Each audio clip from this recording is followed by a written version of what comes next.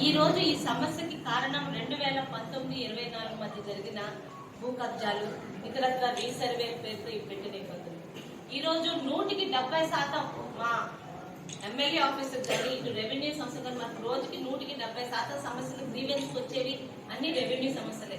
5 సంవత్సరాల్లో మా పొలం పోయింది, వేరే వాళ్ళ మీద వెళ్ళిపోయింది. ముందున్న రికార్డులు ఇప్పుడు లేవు, ఆ రికార్డులు తగలబెట్టేశారు. ఆ రోజు పనిచేసిన అధికారుల్ని మళ్ళీ సిన్సియర్ గా పనిచేస్తారని ఈరోజు తీసుకొస్తే 2019 ముందున్న రికార్డులు ఒక్కటి మాకు కనిపించట్లేదమ్మా. అసలు పూర్తిగా మార్చి పడేశారు.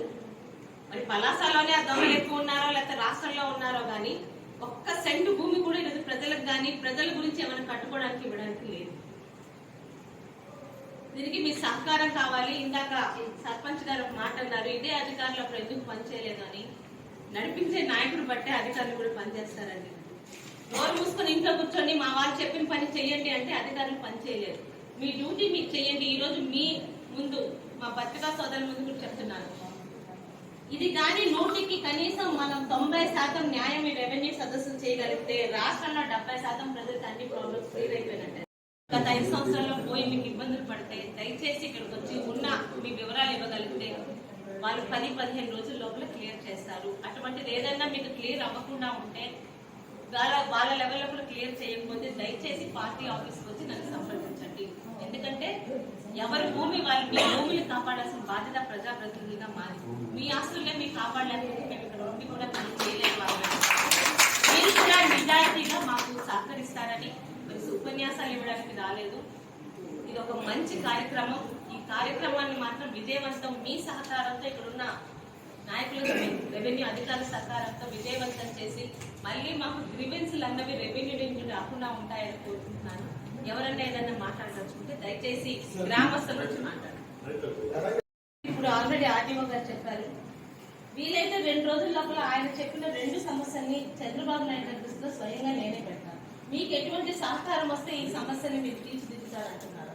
ఎందుకంటే నిజంగా ఇది ఈ రెవెన్యూ సదస్సులు 170-80% సక్సెస్ అయినా మా ప్రజాప్రతినిధుల మీద చాలా బడ్డం తరిగిపోతుంది. మాకు వచ్చే కేసులన్నీ ఇవే వస్తున్నాయి.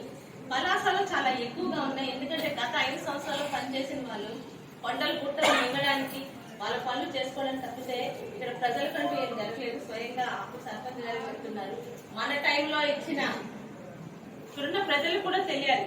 మన వజ్రపత్తూరులో చాలా భూములు ఫారెస్ట్ భూములు ఉన్నాయి.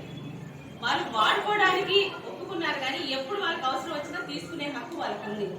ఫారెస్ట్ భూముల నుంచి సపోజ్ ఇప్పుడు మన ఊరికి శ్మశానమో లేకపోతే బిల్డింగో రెవెన్యూ తరఫున మేము కావాలంటే వాళ్ళు మనకి ఇచ్చిన భూమిని అంతకంత భూమిని వాళ్ళు వేరే దగ్గర చూపించాలి, లేదా ఆ భూమి గవర్నమెంట్ కొని మీకు ఇవ్వాలి.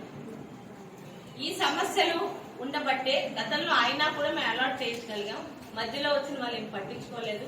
దాన్ని ఎంతవరకు సాల్వ్ చేయగలమో ఒకసారి అధికారులతో మాట్లాడి సర్పంచ్ గారు పెట్టిన సమస్య కూడా తీరుస్తాను. అయితే నిజంగా మొట్టమొదటి కార్యక్రమంగా ఇది తీసుకోవడం ఒక శాసనసభ్యులుగా నిజంగా చాలా గర్విస్తున్నాను. చంద్రబాబు నాయుడు గారు కానీ ఎన్డీఏ కూటమి కానీ ప్రజల పట్ల ప్రజా సమస్యల పట్ల ఎంత అంకిత భావంతో ఈ రోజు ఈ కార్యక్రమాలు మనకు తెలుస్తున్నాయి. ముఖ్యంగా ఈ రోజు ఇక్కడున్న అందరూ మాట్లాడారు, ముఖ్యంగా అధికారులు మాట్లాడడం.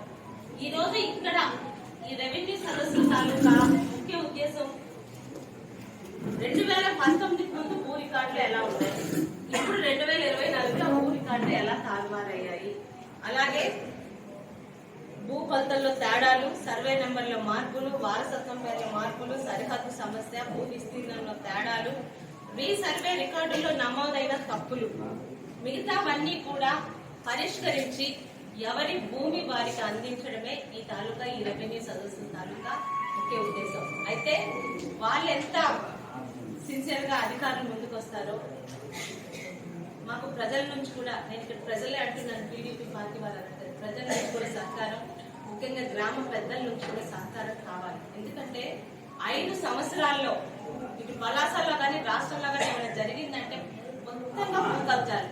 పలాసలో ఈ రోజు ఒక అభివృద్ధి చేయడానికి ఒక కంపెనీ కానీ ఏదైనా తీసుకొద్దామంటే అయ్యా దీని మీద ఇంట్రెస్ట్ లేని వాళ్ళు బయటకు వెళ్ళొచ్చు, మీకు నిజంగా రెవెన్యూ సమస్యల మీద వస్తే